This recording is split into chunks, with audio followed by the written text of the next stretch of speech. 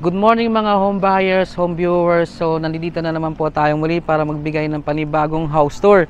Nandito ako ngayon sa may Loma de Gato, Marilao, Bulacan. Doon sa mga naghahanap ng investment property dito sa may Bulacan area. Meron kaming bagong project. Actually hindi siya bago kasi marami nang bumili, marami nang nag-acquire dito sa project namin dito sa may Marilao.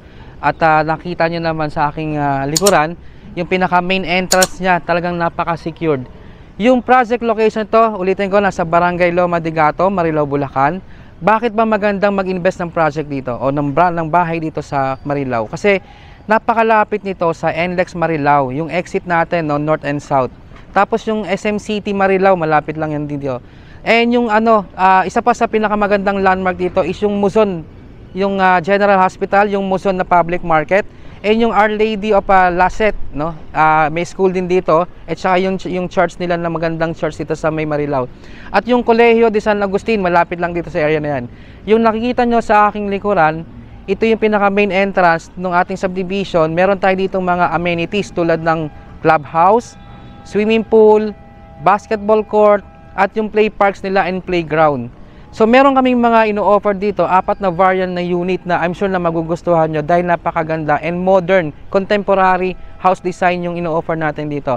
Nandito yung ating Aria model unit at yung ating Amara model unit, ay yung Alexandra unit at yung Kayla na unit. So meron tayong 4 na variant na pagpipilian. Samahan nyo po kami muli para magbigay ng panibagong house tour dito sa may Marilao, Bulacan. Tara, let's go! So mapapansin nyo yung ating main entrance, secured na talagang secured yung ating area. At yung lapit lang ng project na ito dito sa may pinaka main road, na Villa Rica Road. Kung natatandaan nyo o kung kabisado nyo yung Muson area, nandito yung Muson Market At saka yung Lazaret na church o yung simbahan ng Lazaret. So ito yung pinaka main entrance natin. Kung mapapansin nyo sa loob, ang dami ng mga na-construct na bahay. Actually, kukunti na lang yung available namin dito and then meron kaming 4 na ready for occupancy at yung bubuksan nating bago doon sa isang phase na mga pre-selling. Tara, samahan nyo ako.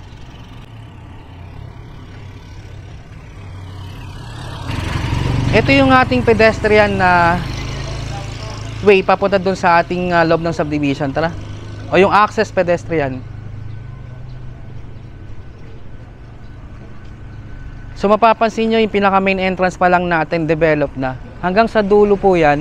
Tapos yung mga model unit natin na makikita natin doon sa area na yon. Ando dito yung pinaka main office natin, sa sales office natin. So dito sa side na yan.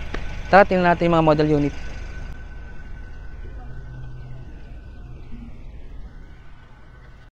So mag-start tayo ng house tour kasi iunahin namin yung Alexandra na unit kung saan yung pinakamagandang model natin dito sa loob ng project na ito. So doon yung isang unit natin. Actually yung mga 4 na variant na model unit natin is nandun sa side na yon, magkabilang side. Pero unahin ko na i-house tour yung Alexandria. Tara, tingnan natin.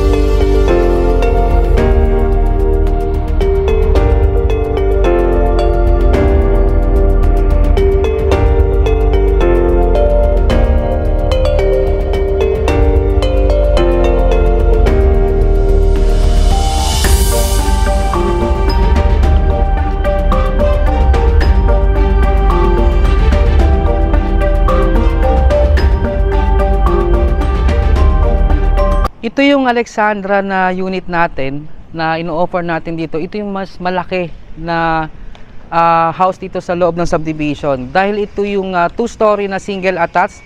Meron tayong balcony. Tapos meron din tayo ditong attic. Alam nyo ba na itong unit ni Alexandra, meron tong 5 bedrooms, 3 toilet and bath, at yung isang carport natin.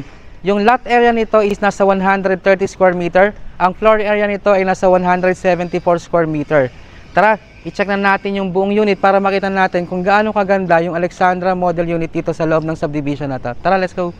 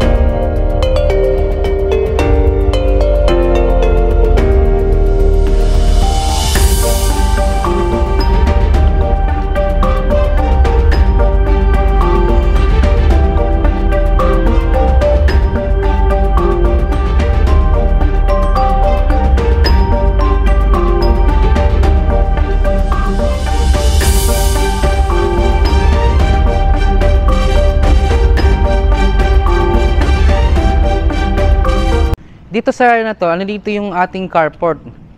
So makita nyo, meron pa tayong space dito na pwede natin gamitin as pocket garden. Tapos doon sa likod na yon, pwede tayong maglagay dito ng mga small table o small tsaka yung mga chairs para magamit natin itong tambayan. Kasi medyo malaki pa yung space. O pwede ka na rin magdalagdag ng mga halaman para dito sa area na to. And cemented na yung ating carport. So dito sa pinaka-facade ng ating bahay, meron tayo ditong nakatanim na mga halaman. So pwede natin siyang dagdagan pa. Ito kasi yung frontage natin, almost nasa mga 2 meters pa yung space niya para doon sa ating bahay. So yung iba nagpapalagay na ng gate, yung iba naman hindi kasi secured naman tayo dito sa loob kasi meron tayong main entrance gate, tapos 24 security, and time to time nagra-round yung ating security guard. So check natin yung loob ng bahay. Pero bago ako pumasok pala, nandito yung setback niya sa gilid. Meron tayo dito mga almost 2 meters na setback. Dahil ito ay single attached, nakadikit yung nasa likod na bahay. Check natin loob. Yung pinaka main entrance natin, yung main door natin, solid wood yung ginamit natin dito na materials. Ayan, pati yung kanyang lock set, lever type. Tara, pasok tayo.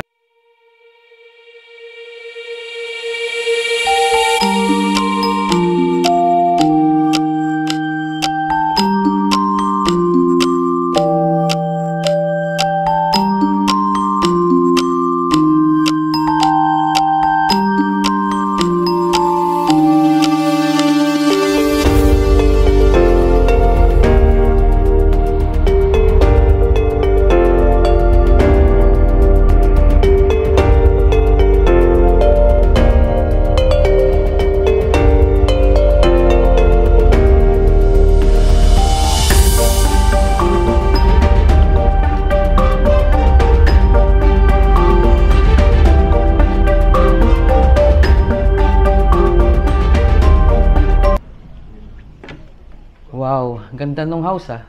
So nandito tayo ngayon sa pinaka living area niya. Ang laki ng space kasi ang laki ng lot size nito. So dito sa side na to, nandito yung ating sliding na window na 2 panel siya, and then another slide window po dito sa side. Yung ceiling natin, flat ceiling siya, no. And ito, ang ganda nung nilagay din nila na sofa. Dahil ito yung dress up na unit. Yung turnover namin ito, wala lang siyang gamit pero fitted yung ating turnover. Depende kung anong mga sopa yung pwede mong ilagay kasi ito medyo okay naman siya, maganda. Tapos meron tayo dong maliit na table. And maganda dito, meron ka ditong parang pinaka-office space. So dito yung ating toilet and bath sa ground floor. Pakita mo, kumpleto naman na yung ating toilet and bath. At saka yung combination ng tiles niya, ang ganda.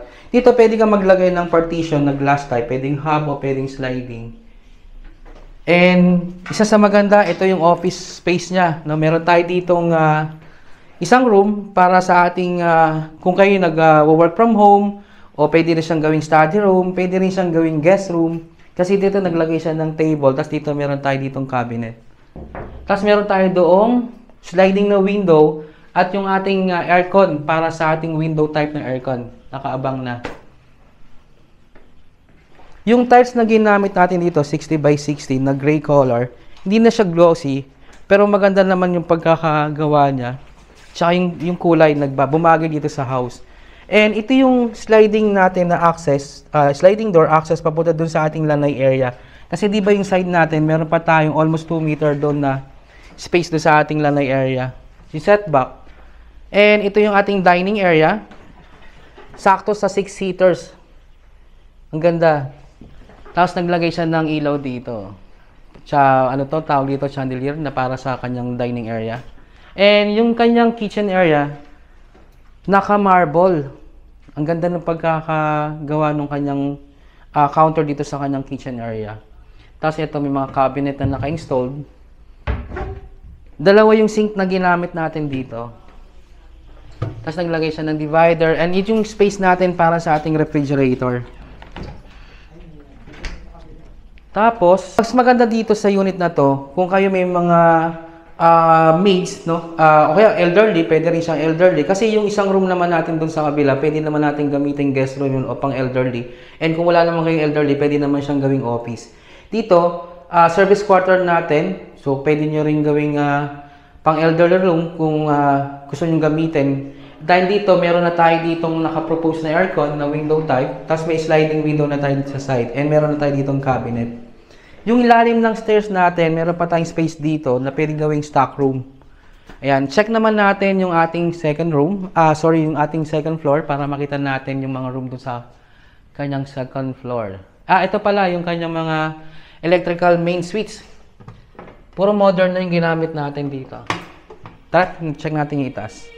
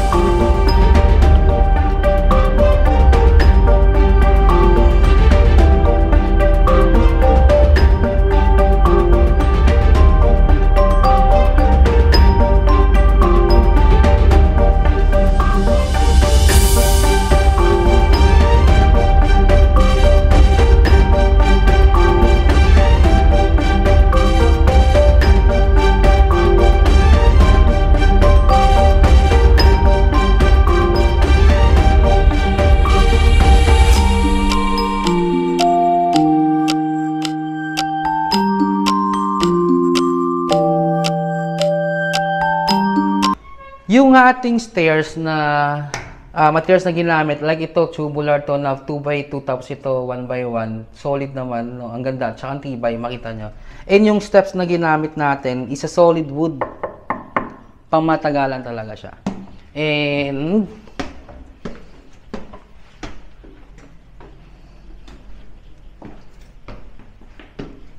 ang laki ng space ng bahay. Kasi dito yung second floor, ito, tiles yung ginamit natin dito sa kanyang flooring.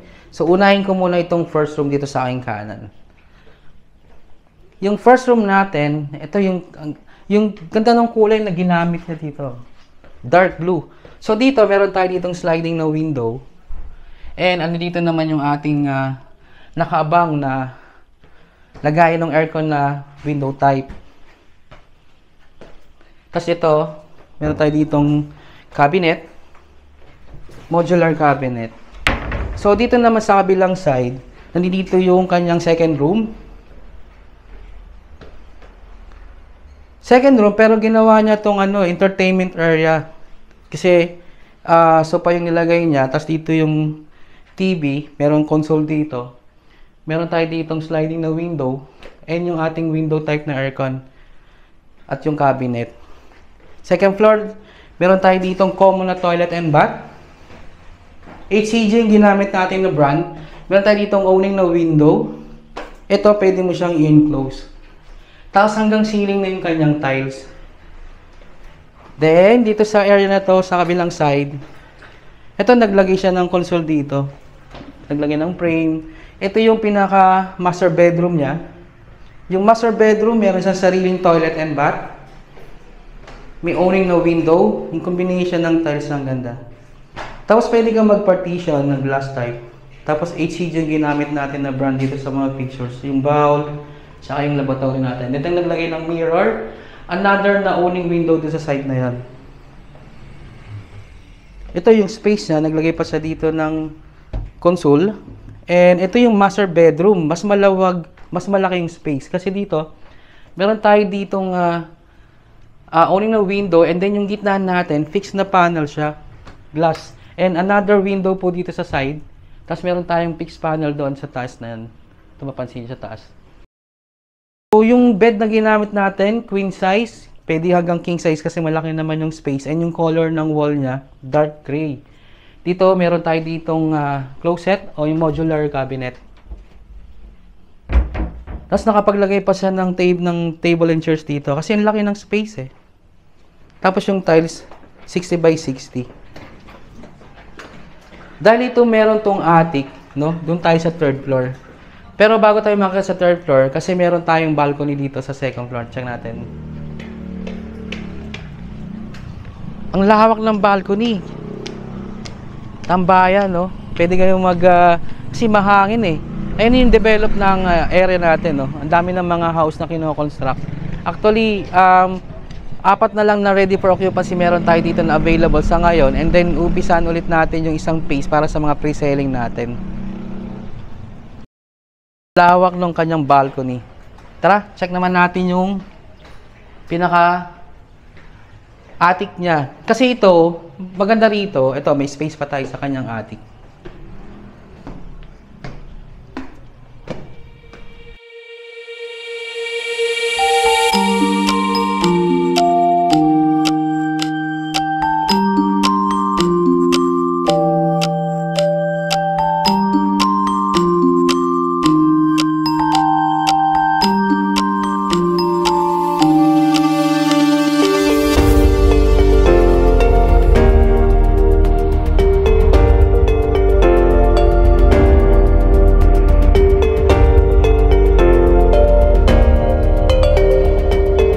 Ang ganda dito sa Alexandra unit, ito meron siyang loft o yung attic na tinatawag.